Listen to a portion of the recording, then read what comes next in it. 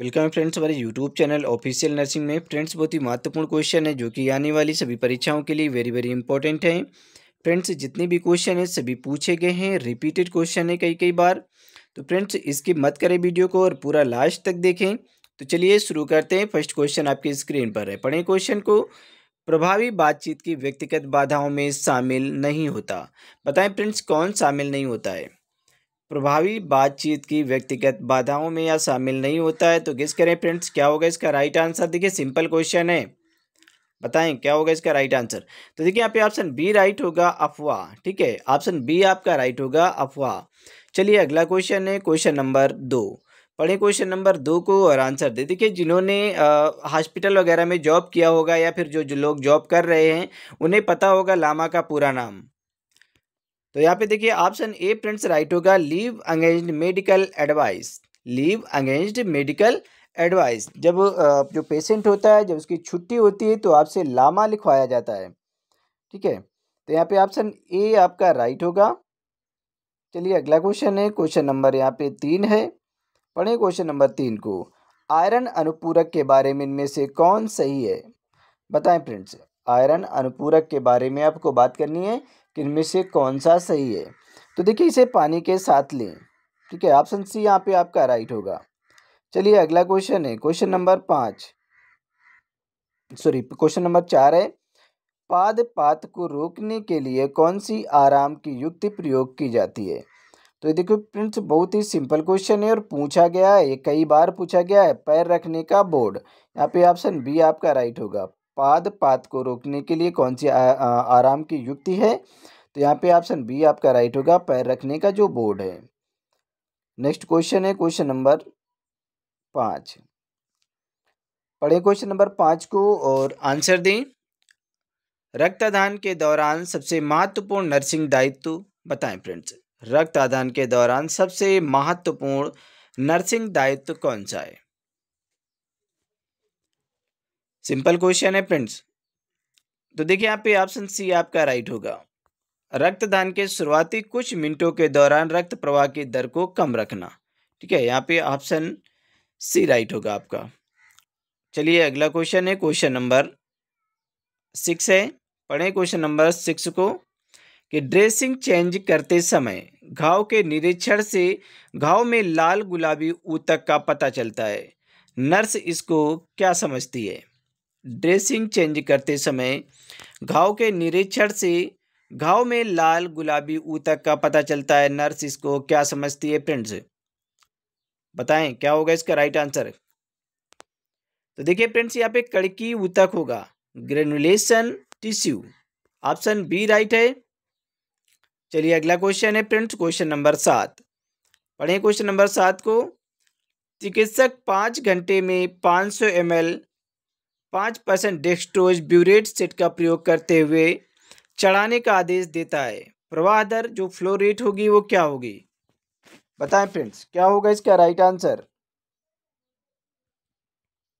Question आपके screen पर है, आप पढ़ लें, समझ लें तभी आंसर दें। तो देखिए यहाँ पे ऑप्शन ए आपका राइट होगा, 100 माइक्रोड्रॉप्स प्रति मिनट।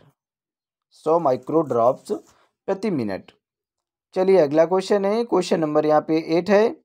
पढ़ें क्वेश्चन नंबर 8 को और आंसर दें। आप पहले पढ़ लें अच्छे से कि एक मरीज की कपाली तंत्रिकाओं का आकलन करते समय कौन सी कपाली तंत्रिका के आकलन के लिए नर्स मरीज को भौवें उठाने, मुस्कुराने व दांत दिखाने को कहती है। बताएं फ्रेंड्स क्या होगा इसका राइट आंसर, बताएं। एक मरीज की कपाली तंत्रिकाओं का आकलन करते समय कौन सी कपाली तंत्रिका के आकलन के लिए नर्स मरीज को भौवें उठाने, मुस्कुराने और दांत दिखाने को कहती है। तो फ्रेंड्स ये फेशियल होगा। ठीक है, यहाँ पे ऑप्शन सी यहाँ पे आपका राइट है, फेशियल। चलिए अगला क्वेश्चन है क्वेश्चन नंबर 9। पढ़ें क्वेश्चन नंबर 9 को। इंट्रावेनस मार्ग द्वारा 180 मिलीग्राम सिफोटॉक्सिन देने के आदेश हैं। इंट्रावेनस मार्ग के द्वारा, ठीक है, अर्थात आईवी मार्ग के द्वारा 180 मिलीग्राम सिफोटॉक्सिन, ये फ्रेंड्स एंटीबायोटिक होती है सिफोटॉक्सिन, ठीक है, देने का आदेश है। 500 मिलीग्राम प्रति 5 ml रूप में दवा उपलब्ध है। 10 खंडों युक्त 2 ml सिरिंज द्वारा औषधि की मात्रा क्या होगी? तो बताएं फ्रेंड्स क्या होगा इसका राइट आंसर। तो यहाँ पे ऑप्शन बी फ्रेंड्स राइट होगा 18 खंड। चलिए अगला क्वेश्चन है क्वेश्चन नंबर 10।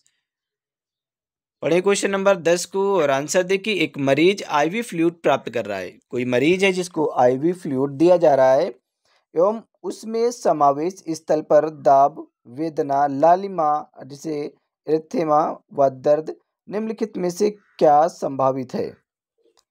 बताएं फ्रेंड्स क्या होगा इसका राइट आंसर गेस करें कि कोई मरीज है जिसे आईवी फ्लूइड प्राप्त हो रहा है, उसे आईवी फ्लूइड दिया जा रहा है और उनमें समावेश स्थल पर, ठीक है, दाब, वेदना, लालिमा, जहाँ पर जो आईवी फ्लूइड लगा हुआ है, जहाँ से जैसे वीगो पड़ा हुआ था वहाँ पे क्या होता है कि मतलब दाब भी है, प्रेशर भी पड़ रहा है, लालिमा भी है, वहाँ पे दर्द भी हो रहा है। तो इसमें से क्या संभावित है, क्या संभावना इसमें? तो फ्रेंड्स यहाँ पे फ्लेबाइटिस क्या होगा? ऑप्शन सी यहाँ पे राइट होगा, फ्लेबाइटिस। चलिए अगला क्वेश्चन है क्वेश्चन नंबर यहाँ पे 11 है। पढ़े क्वेश्चन नंबर 11 को। आईएम इंजेक्शन के लिए प्रयुक्त कोण कौन सा है?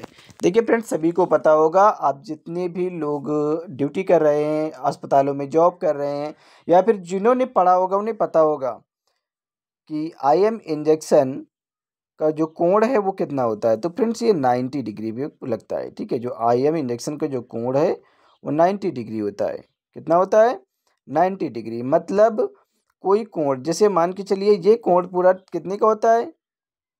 90 के तो सभी हुए, ये भी 90 का हुआ और ये भी 90 का हुआ, ये भी 90 का हुआ। अब ये चारों कोण मिला के कितने के हुए? चारों जो कोण हैं आपके मिला के कितने के हुए? टोटल कितना हुआ? 360 हुआ, ठीक है। 360 हुआ। जब आपने इसे दो भागों में डिवाइड किया तो ये 180 का हो गया, ठीक है। आधा इधर, 180 का इधर, 180 का इधर, ठीक है। मतलब जब भी आप किसी को आईएम इंजेक्शन देंगे तो आप बिल्कुल स्ट्रेट सीधा देंगे, ठीक है। इस पॉइंट पर देंगे आप, ना कि ये, ठीक है। आईएम इंजेक्शन हमेशा स्ट्रेट 90 अंश के कोण पर लगाया जाता है, बिल्कुल सीधे। आपको कमर में अगर इंजेक्शन लगाना है तो आप क्या करेंगे? बिल्कुल स्ट्रेट, जरा सा भी टेढ़ा मेढ़ा नहीं करेंगे। अगर जरा सा भी टेढ़ा मेढ़ा करेंगे तो फिर दिक्कत हो जाएगी पेशेंट को, ठीक है। उसको गांठ भी बन सकती हैं, दवा वहाँ पे क्लॉट भी हो सकती है, ठीक है। इस वजह से जब भी देना है इंजेक्शन तो आपको बिल्कुल स्ट्रेट सीधी देना है 90 अंश के कोण पर। ये आपकी सीधी रेखा है 90 अंश, ठीक है। अब यहाँ पे ये आपका कितना हुआ? ठीक है, ये आपका जो भाग हुआ ये टोटल ये 90 का हो गया, ठीक है। ये 90 का हुआ और ये 90 का हो गया। तो जब भी आपको देना है 90 अंश के ही कोण पर आईएम इंजेक्शन देना है, इंट्रामस्कुलर, इसे इंट्रामस्कुलर कहा जाता है, ठीक है, मांसपेशियों में। जैसे आपको ग्लूटियल मसल्स पे देना है या डेल्टाइड मसल्स पे देना है तो आपको जो आईएम इंजेक्शन देना है वो 90 डिग्री के कोण पर ही देना है। चलिए अगला क्वेश्चन है फ्रेंड्स क्वेश्चन नंबर यहाँ पे 12। पढ़ें क्वेश्चन नंबर 12 को।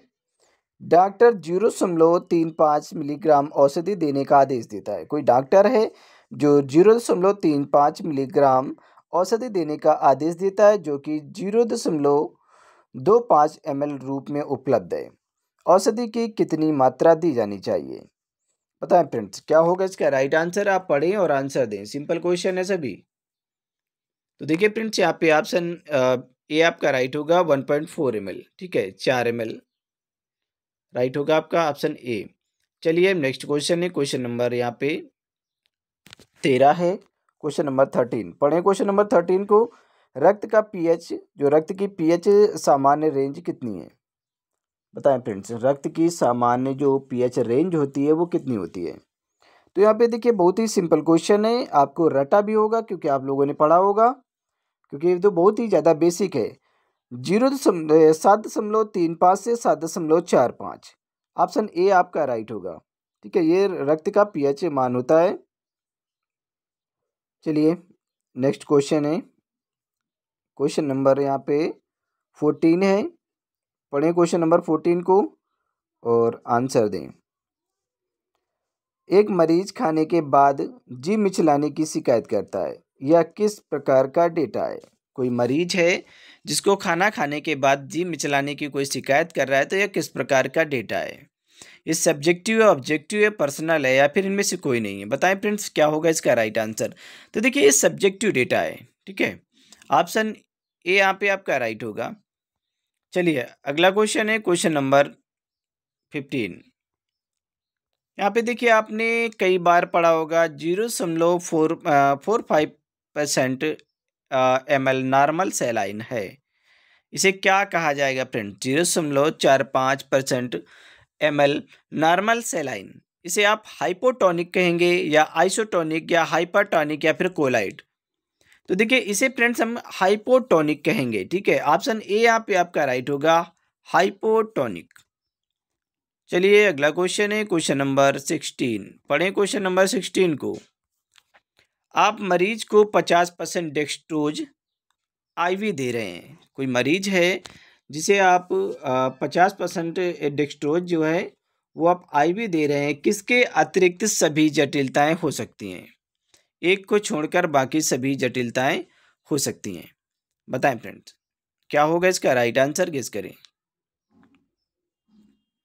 तो देखिए यहाँ पे रेनल फेल्यूर, इसको छोड़कर बाकी सभी जटिलताएं हो सकती हैं। एडेमा, उच्च ग्लूकोज रक्तता या फिर थ्रोम्बोफ्लेबाइटिस, ये सभी चीज़ें हो सकती हैं केवल रेनल फेल्यूर को छोड़कर, ठीक है। ऑप्शन बी राइट होगा। चलिए अगला क्वेश्चन है क्वेश्चन नंबर यहाँ पे 17 है। पढ़े क्वेश्चन नंबर 17 को। फर्श पर रक्त के छींटों को साफ करने के लिए कौन सा विलयन काम में लेंगे? सभी को पता होगा, बहुत ही सिंपल क्वेश्चन है। तो फर्श पर रक्त के छींटों को साफ करने के लिए कौन सा विलयन काम में लिया जाता है? तो फ्रेंड्स यहाँ पे क्लोराइड मिश्रित विलयन। ऑप्शन ए आपका राइट होगा, क्लोराइड मिश्रित विलयन। चलिए अगला क्वेश्चन है क्वेश्चन नंबर 18। पढ़ें क्वेश्चन नंबर 18 को। 60 किलो वजन वाले मरीज को 25 मिलीग्राम प्रति KG body weight per day IV देने का आदेश है।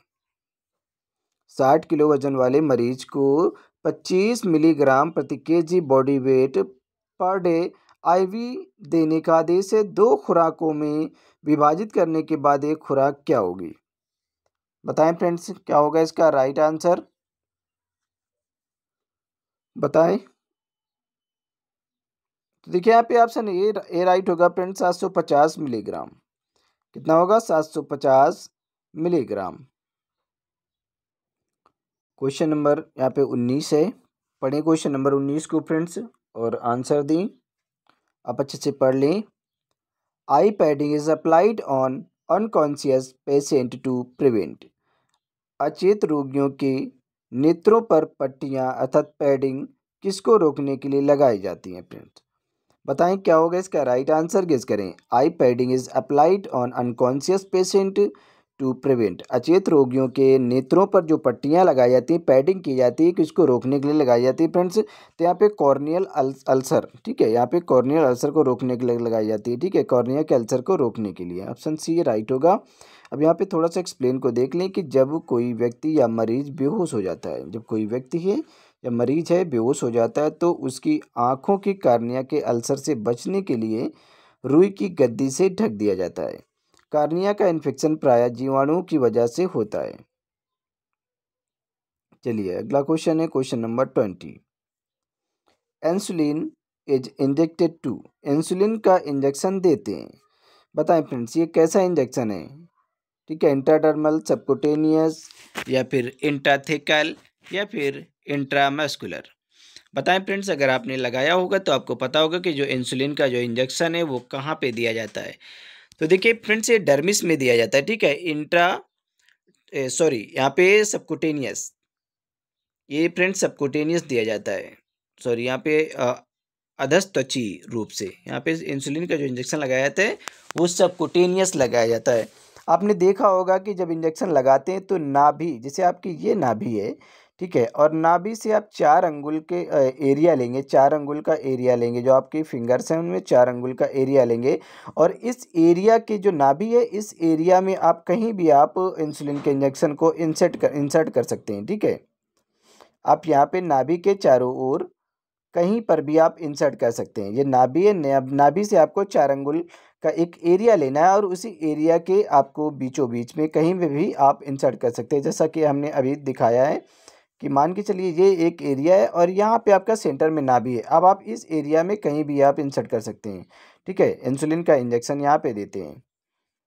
तो अब यहाँ पे थोड़ा सा एक्सप्लेन को देख लेते हैं कि इंसुलिन अग्न्याशय के अंतःस्रावी भाग लैंगरहैंस की दीपिकाओं की जो बीटा सेल्स होती हैं, बीटा कोशिकाओं से स्रावित होने वाला एक क्या है, जंतु हार्मोन्स है, जिसे मनुष्य के अंदर इंजेक्शन के रूप में भी इंजेक्ट किया जाता है।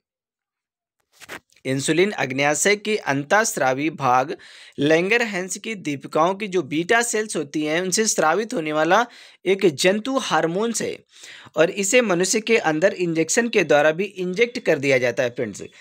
और देखिए फ्रेंड्स, ये क्या होता है कि जो इंसुलिन होता है, आपका जो पैनक्रियाज है, अग्न्याशय, ये इंसुलिन, जैसे कि आपके पास फैटी टिश्यू नहीं है, आप बहुत ज़्यादा फैटी नहीं है, 40 साल के बाद इंसुलिन बहुत कम मात्रा में बनता है आपकी बॉडी में। 40 या 45 के बाद जो अगर आपके बॉडी में फैट ज़्यादा है या आप बहुत ज़्यादा हेल्दी हो गए हैं तो उनमें क्या होता है कि इंसुलिन बहुत कम मात्रा में बनता है। तो इस वजह से आपको इंसुलिन के इंजेक्शन भी दिया है, जिससे कि आपको शुगर, बहुत ज़्यादा डायबिटिक बढ़ने की मतलब संभावना बढ़ जाती है। जब आप हेल्दी ज़्यादा हो जाते हैं या 40 के बाद की जो एज होती है उसमें क्या होता है कि इंसुलिन होने की संभावना बढ़ने लगती है अगर आप बहुत ज़्यादा हेल्दी हैं, ठीक है। तो और जो इंसुलिन है, वो इंसुलिन आपका जो अग्न्याशय है, पैनक्रियाज है, जो बीटा सेल्स है, वो उतनी मात्रा में इंसुलिन का सिक्रेशन नहीं कर पाती, उतना ज़्यादा मतलब प्रोडक्शन नहीं हो पाता, उतना ज़्यादा इंसुलिन नहीं बन पाता है आपकी बॉडी पे। फिर उसके बाद क्या है, जब आपको शुगर वगैरह हो जाती है तो अलग से इंजेक्शन दिए जाते हैं, ठीक है, सबकुटेनियस इंजेक्शन दिए जाते हैं और ये इंजेक्शन सबकुटेनियस मार्ग से शरीर के अंदर दिया जाता है। चलिए फ्रेंड्स, नेक्स्ट क्वेश्चन है क्वेश्चन नंबर 22 है। पढ़िए क्वेश्चन नंबर 22 को। Before administering the medicine to a patient, a nurse check the prescription. किसी रोगी को दवा देने से पूर्व नर्स निर्धारित निर्देशों को पढ़ती है। बताएं friends, before administering the medicine to a patient, a nurse check the prescription. बताएं क्या होगा इसका राइट आंसर फ्रेंड्स। यहाँ पे ऑप्शन देखिए, बी राइट होगा 3 टाइम्स, 3 बार। एक्सप्लेन को देख ले कि मरीजों की देखभाल के लिए नर्सिंग की अत्यधिक ज़रूरत पड़ती है, बहुत ज़्यादा ज़रूरत पड़ती है। नर्सिंग के द्वारा मरीजों को दवा देना, उनकी देखभाल करना आदि कार्य किए जाते हैं। दवा देने से पूर्व नर्सों को पर्चा जो होता है उसको 3 बार अच्छी तरह देखना चाहिए। तो फ्रेंड्स, नेक्स्ट क्वेश्चन है क्वेश्चन नंबर 23 है। आप इसे पढ़ें और आंसर दें। The tube feeling should be delayed if the amount of gastric content exceed. नली के द्वारा भोजन उपलब्ध करने के समय को गैस की कितनी ml से ज़्यादा मात्रा एकत्र होने पर आगे बढ़ा देना चाहिए। नली के द्वारा भोजन उपलब्ध करने के समय को गैस की कितनी ml से ज़्यादा मात्रा एकत्र होने पर आगे बढ़ा देना चाहिए फ्रेंड्स। बताएं क्या होगा इसका राइट आंसर, पढ़ लें और आंसर दें। तो देखिए यहाँ पे 50 ml, ऑप्शन डी यहाँ पे राइट होगा, 50 ml। एक्सप्लेन को देख लें, ये लास्ट क्वेश्चन है फ्रेंड्स। जब कोई मरीज मुंह के रास्ते से भोजन लेने में असमर्थ हो जाता है, जब कोई मरीज होता है अगर उसे मुंह के रास्ते से वो भोजन नहीं ले पा रहा है, लेने में असमर्थ है, तो इस भोजन में गैस्ट्रिक कंटेंट 50 ml से ज़्यादा नहीं होना चाहिए। जो गैस्ट्रिक कंटेंट है वो 50 ml से ज़्यादा नहीं होना चाहिए, ठीक है। तो उसे ट्यूब के द्वारा, जब कोई भी मरीज है जो भोजन नहीं ले पा रहा है तो उसे ट्यूब के द्वारा भोजन दिया जाता है, ठीक है। ट्यूब के द्वारा भोजन दिया जाता है। तो इस भोजन में क्या होता है कि जो गैस्ट्रिक कंटेंट होते हैं उसमें 50 ml से ज़्यादा नहीं होने चाहिए फ्रेंड्स। तो फ्रेंड्स, हमारा लास्ट क्वेश्चन था। मिलते हैं नेक्स्ट वीडियो में, तब तक के लिए बाय बाय, टेक केयर।